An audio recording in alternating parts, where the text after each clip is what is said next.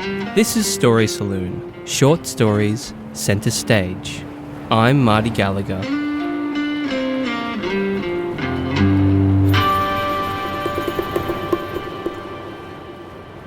Hello, I'm Marty Gallagher, and this is Story Saloon. In this episode, we're going to hear the short story Zucchini, read by the story's author, Monikka Eliah.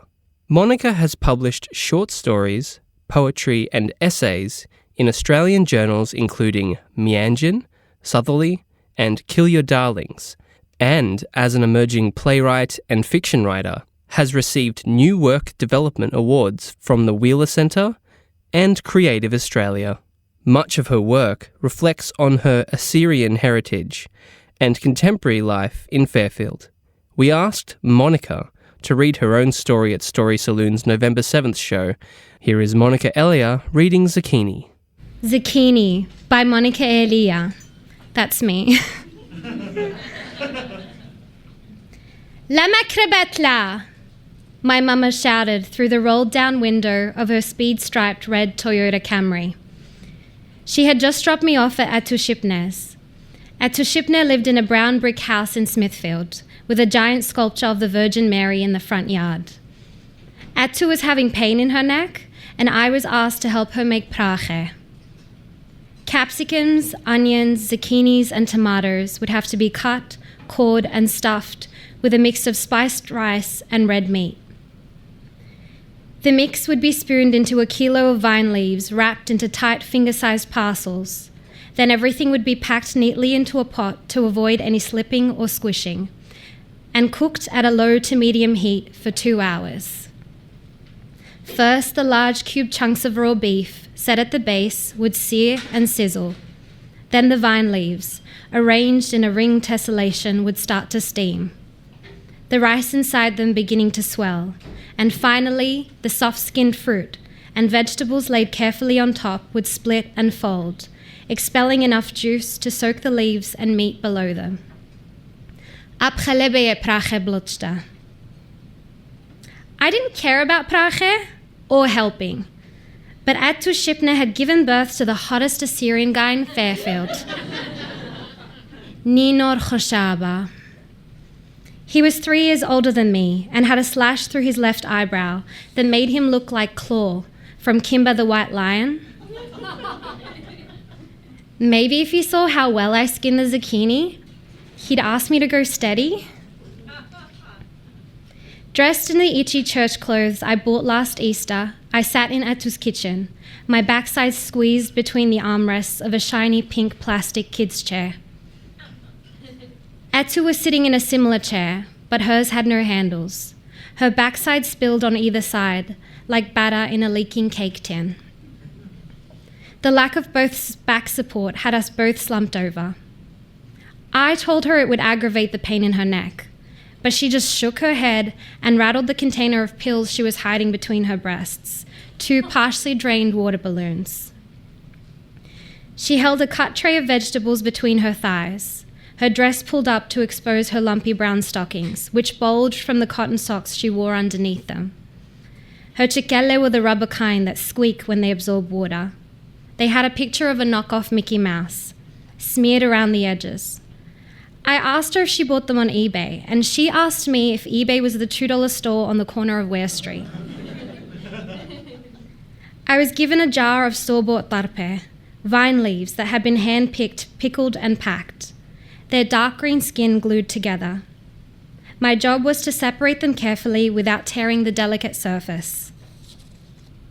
I balanced a blue tub on my lap that would store the separated leaves. Mama used to bring Atu fresh leaves from the plant in our old backyard, a small square of lawn that was always half in the shade. Perfect for tarpe. In the new place we moved to, the vine wouldn't grow. The sun dried the leaves and the dirt had no give, no matter how many times my mother spat at it in anger. Now every time we passed our old house, my mama rolled down her window and cursed the new tenants. May their rice always be overcooked and their meat always bland. I watched bubbles of saliva form at the corners of Atu's mouth as she used a spoon handle to core the long and peeled zucchini. One hand held tight, bending the slippery green flesh across her wrinkled fingers, and the other twisting the metal scoop repeatedly until a thread of wet white seeds dripped out. Strands of grey hair fell from her floral scarf, and she used her elbows to push them back behind her ears. Atu's lobes sagged. I wondered if it was from the weight of the dangling earrings she wore to weddings. Did they flutter in the wind? As if feeling the heat of my eyes, Atu rubbed her right ear against her shoulder, perhaps relieving an itch. When the coring was complete, she flopped the fruit close to my nose. Atu said, which meant, zucchinis are the one thing most tasty in Prague. I nodded, even though I disagreed. Everyone knew the meat was the best part. It sat towards the bottom of the pot, soaking in the flavoured juice that dripped from the slow-cooked vegetables on top. I heard the front door open, and Nino and 3 of his homebros walked into the house, just as Atu started to cut the meat. I pretended to stretch my neck as I watched them take a seat behind us. It was Marco, Hairy Knuckles Dinka, Dee Bumchin Maddie, and Wilson the Nose Shamoun. All 3 were dressed like LL Cool J, puffy jackets with fur-lined hoods, baggy pants, stacked chains, diamond studs, and large-faced watches with gold-polished bands. Their bodies smelt like Lynx Africa, a blend of oranges, vanilla, and burnt wood. I took a deep breath. They sat with their legs spread wide enough to fit 2 2-litre Mountain Dews between their knees. Each homebro in his own corner of the 3 cling-wrapped couches, facing the biggest flat-screen Bingley sold. I realised that I'd never seen men sit with their bodies touching. Nino turned on the PlayStation, and I turned my head back to face Atu, just as the flashing lights, sirens, and crushed glass of the GTA loading screen came up. Nino didn't like coming over to our house because he said our TV was too small and our computer was too big. He told me once that there was no point being good in school because though my baba had graduated from university, we were still renting a shit-stained fibro, while his father, the cleaner, had bought them a brick house on the fancy side of Fairfield, where every family had a front fence and more than one car. The comment proved he could be a real dickbag. But I couldn't help being attracted to him. The Assyrian Empire could be built on the sharp planes of his cheekbones, and the river of Nineveh could trail down his thick neck. If I marry him, Arthur will rise again. I waited for a greeting, but he didn't even look over at me. I needed to draw his attention somehow. I told Atu I needed to use the bathroom, an excuse to walk past the boys. When I got closer, I smiled at Nino. I caught him looking at my legs, so I pulled my skirt down. My mama didn't let me wax above the knee. It worked better than an abstinence ring. I wanted to sit with him, but I didn't want his mother to think I was a whore. That wouldn't serve my interests. Let Nina, Nora, and Ninorta ride in his Lexus. I was in it for the long game. I wanted to be his wife, which wasn't a decision he would be making. That was up to Atu Shipne. Their bathroom was hospital-grade clean. It smelt like Dettol and the fake flowers Atu sprayed with Avon brand perfume. The scent was a mix of glossy magazine paper and roses.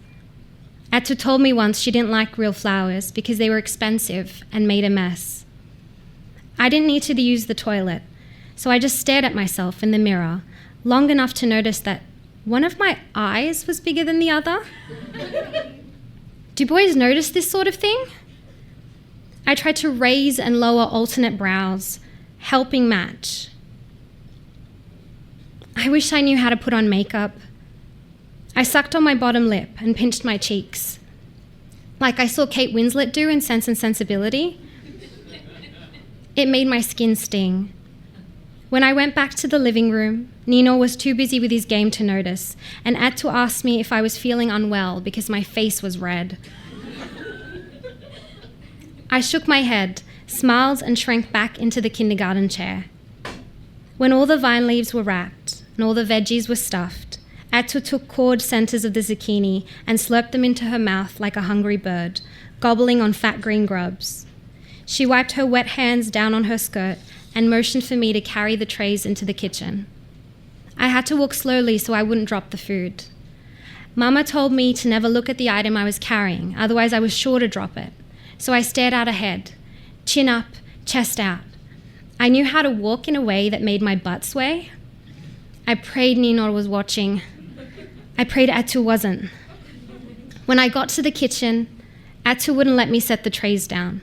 She insisted that I hold them while she carefully unloaded them and arranged the cuts of meat, vine leaves, and stuffed veggies in a deep orange cooking pot. After she set down the final tomato, she put on the heavy pot lid and took the trays from me. As soon as I was free, I felt like ants were crawling down my arms as the blood rushed back into my numb hands. أنا بخلنا مانع أتخشتو من نينو رخورانه. ماسية طالت PlayStation هلقت أتيا يمخ.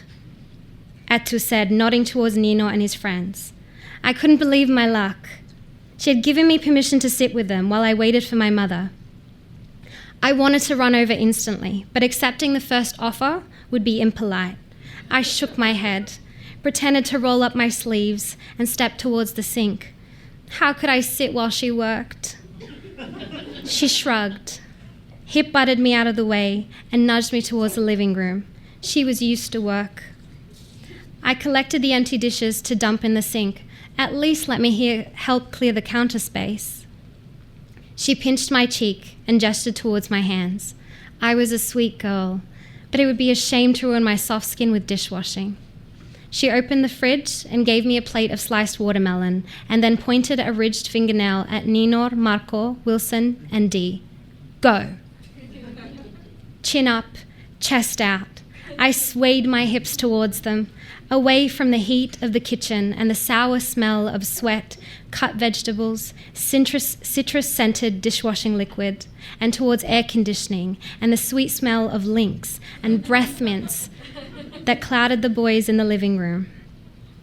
I stood beside the coffee table with the plate in my hands, waiting for one of the four to notice me. Dee turned to face me, but his black beady prawn eyes were on the fruit. He grabbed a piece, sucked a corner, and then took a bite. His mouth didn't close in time, and the pink juice dripped down the corner of his lips into his chin stubble. He poked his pink-pointed tongue out to catch it. The other three kept their eyes on the screen. Ninor's fingers working steadily on the controller, while Wilson snorted with laughter, and Marco screamed at him to ram that fucker. On the television, I watched a sports car that was as red and glossy as a glacé cherry drive into the back of a speckled spinach green tow truck. Nino handed the controller to Marco and then turned to me. He didn't look at the fruit. His eyes went straight to my face. He raised his left eyebrow, exaggerating the scar above his eyes. I balanced the plate in my left hand and moved to pull my skirt down again. As I moved, the plate shifted, slipping out of my grasp and into Ninor's outstretched hands. The small fall caused a few of the watermelon slices to bounce into one another. He laughed, and I felt my ears get hot. He set the plate on the coffee table and patted the cushion beside him. I sat down, as far from him as I could, my body hugging the armrest. He slipped closer beside me and put his arm around my shoulders. I heard a snicker from Marco. I knew Nino was just teasing me. He was never this smooth or forward when he liked someone. I had once watched him burp in Stacey Contempo's face because he was too nervous to kiss her. His arm around me was relaxed, but the muscles in my back were tense. The embrace wasn't romantic. It was awkward, like wearing a t-shirt that was too big. But it still made my face heat up.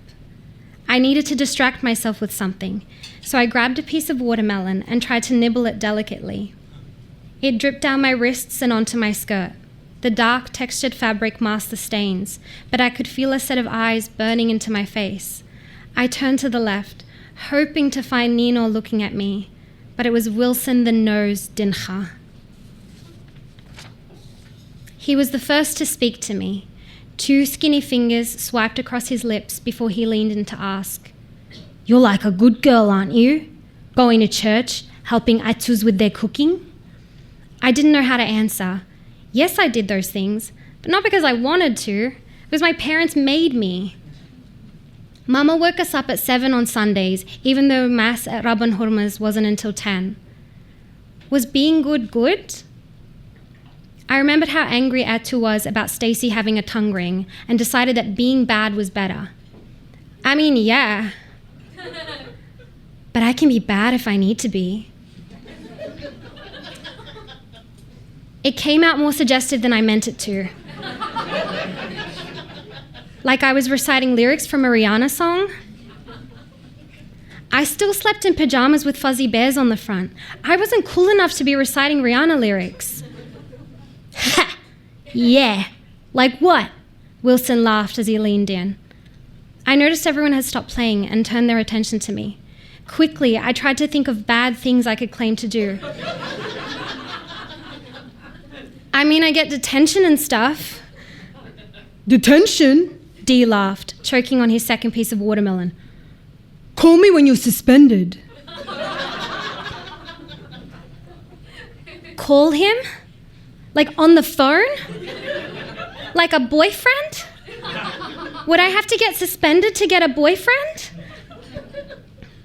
Marco jumped in with a question. Have you ever smoked a cigarette? Not with my mouth. I responded too quickly.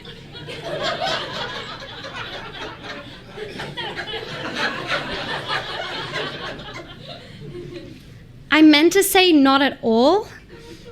Now they all have their eyebrows raised. Do people smoke with their buttholes? Is that what cool kids do? Is that what I'm confessing to? All 4 boys start laughing. The air conditioning is not cold enough to keep my skin from burning. I feel like I'm a tomato sitting in the pot of prache. Nino's is a delicate chuckle. Marco's comes out all wheezy, like someone standing on his lungs. Wilson snorts and snarls like a pig at feeding time. I hear Atu calling me from the kitchen. She needs help drying the dishes. I stand up quickly and feel Nino's arm fall away from me. Why couldn't I just sit and be pretty and eat watermelon and bat my eyelashes and cross my legs and pretend to play GTA? Should I tell them I don't smoke with my butt? Would that make it worse? I should just be quiet from now on. I start to walk back to the kitchen, not even bothering to sway my hips this time. I hear footsteps behind me. But when I turn around, it's the wrong boy. Wilson leans down to face me. With his beak nose and the fur-lined hood of his white puffy jacket, he looks like an emperor penguin. I think he's going to apologize for laughing at me, putting me on the spot. But instead he winks at me and says, "Oh, I'd never date you, but if you're still a virgin in 10 years, I'll marry you." I should slap him. I should scream and slap him. How dare he? I'm so angry. But even my anger is enough to get me to think past the first line. I'd never date you. My heart knots around the words like chewing gum wrapped around a rock. I want to ask why. But instead I compose myself, take a deep breath and speak. I wouldn't date you either. You're slimy zucchini, and I'm saving myself for the beef.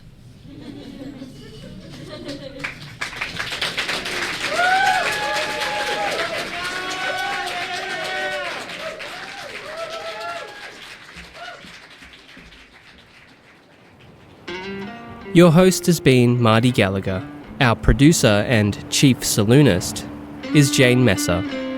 A big thanks to the whole Story Saloon team.